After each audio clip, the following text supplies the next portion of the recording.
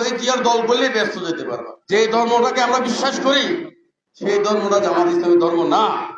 তো সুতরাং তারা আজকে যে জান্নাতের টিকিট বিক্রি করে পাড়ায় পাড়ায় গিয়ে যে আমাদেরকে ভোট দিলেই জান্নাত, এটা সত্য নয়।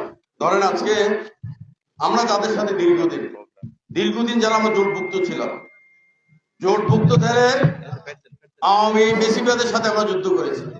আওয়ামী ফেসিবাদকে উৎখাত করার জন্য আমরা ঐক্যবদ্ধ হয়ে রাজনীতি করেছি। তার কারণে তারা সুযোগ নিয়েছে।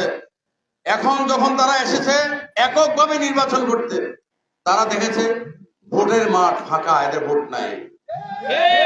সুতরাং তারা এখন আগে ব্যস্ত দেশমাতা খালেদা জিয়ার তাবিজ, শহীদ রাষ্ট্রপতি জিয়া রহমানের তাবিজ, দেশনায়ক তারেক রহমানের তাবিজ। এখন তাবিজ কোনটা বিক্রি করে জানেন? জান্নাতের তাবিজ। বলে কি জানেন? বলে আমরা যদি ক্ষমতায় নাও যাই আমাদেরকে সহযোগিতা করেন, এই সহযোগিতা করলে আমরা ক্ষমতা না গেলেও আপনি জান্নাতে যাবেন। এদেরকে ভোট দিলে নাকি আমরা জান্নাতে যাব।